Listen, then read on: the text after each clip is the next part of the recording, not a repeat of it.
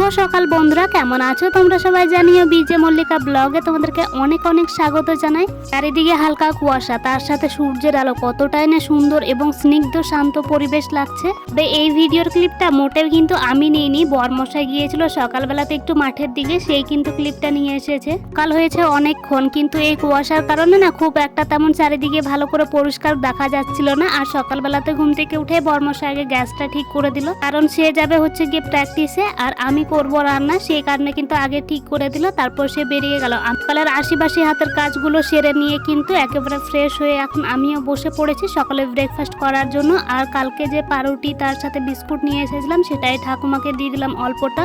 তিনি হচ্ছে অনেক দিন থেকে এই যে অসুস্থ আছে, পাটা দেখো ভীষণভাবে ফুলে গিয়েছে, তো তাকে দিয়ে আসলো কিছুটা। তারপর এইদিকে দেখো ডিমটাকে ফেটিয়ে নিয়ে পেঁয়াজ কুচি লঙ্কা কুচি দিয়ে দিলাম। তো গ্যাসটাও কিন্তু জ্বালিয়ে নিলাম, প্রথমবার জ্বালাতে গিয়ে জ্বলছিল না, তো বরমশাই বললো দেখো আরেকবার জ্বালিয়ে ঠিক জ্বলবে। তারপর ঠিকই জ্বললো। তারপর এইদিকে সে খাচ্ছিল বিস্কুট, আর হাতগুলো যেহেতু জোড়া ছিল সেই কারণে দেখো সে নিজে থেকে খাইয়ে দিল। এবং আমি তাকে বললাম ওখানে বয়ম আছে মিটকেসের মধ্যে, তুমি নিয়ে আসো, চিনি আছে তার সাথে হচ্ছে চা পাতা, তাই নিয়ে আসলো। নিয়ে আসার পর বললাম এবার তুমি সেটাকে বয়মের মধ্যে ভরে দাও। যথারীতি কিন্তু সে বউয়ের আদেশ পালন করছে। আর আমি এইদিকে কিন্তু আমার রান্নাগুলো করছি। রাতের বেলাতে যেহেতু ছোলা ভিজিয়ে রাখি, তো সকাল বেলাতে সেটাই খাওয়া হচ্ছে এখন। আর বরমশাই সেই খাচ্ছে এবং আমাকেও খাইয়ে দিচ্ছে। আর এইদিকে দেখো ডিম টোস্টের রেসিপিটা তোমাদেরকে পুরোটা আজকে দেখিয়ে দিই। এটাকে তো অনেক রকম ভাবে বানানো যায়, কিন্তু আমরা যেভাবে খেয়ে থাকি সেইভাবে আমি তোমাদেরকে দেখাচ্ছি, যেটা গ্রামের মানুষরা অবশ্যই এই রকমটাই বানাবে। কারণ যে ডিমের দাম, এটা আমরা তরকারি করলেই কিন্তু আমরা পেট পুরো ভাত খেতে পারবো এক থালা, সেই জায়গায় আমরা 2-3টে ডিম দিয়ে টোস্ট করে খেলে সেটা দিয়ে পেটও ভরবে না, শুধু এমনি একবেলা খাওয়ার মতোই শুধু হবে।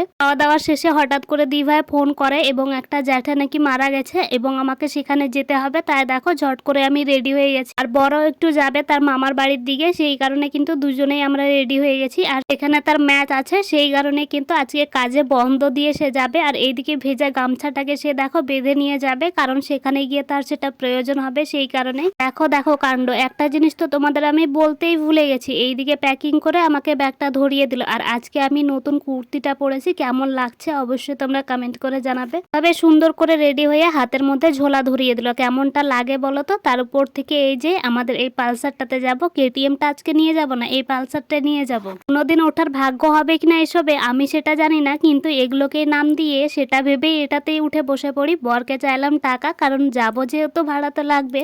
হাতে এতগুলো টাকা ধরিয়ে দিল, অনেকটা খুশি হয়ে গিয়েছিলাম। তারপর কিন্তু আবার টাকাটা নিয়েও নিল, ভাবতে পারছো। তারপর পরে আবার কি হলো, আবার হাতে ধরিয়ে দিল। তো দেখতে পাচ্ছ, এটা পেয়ে আমি ভীষণই খুশি। তোলা ঝাম্পা সমস্ত কিছু পটলা পটলে বেঁধে কিন্তু আমরা দুজনেই বেরিয়ে পড়লাম। এই যে দেখো সে অপেক্ষা করছে এবং আমরা এখন বেরিয়েও পড়বো। আজকে আর কোথাও সাইকেলটা পার্ক করে রাখা হয়নি, কারণ সাইকেলে করে আমাকে পুরো আমাদের যে গাজল স্ট্যান্ডটা সেখান পর্যন্ত কিন্তু নিয়ে আসলো। তো অনেকক্ষণ অপেক্ষা করার পর কিন্তু এইদিকে গাড়িটা ছেড়েও দিচ্ছে, তাই এখন আমি গাড়িতে উঠে পড়ছি। আর আমার না ভীষণই মনটা খারাপ করছিল।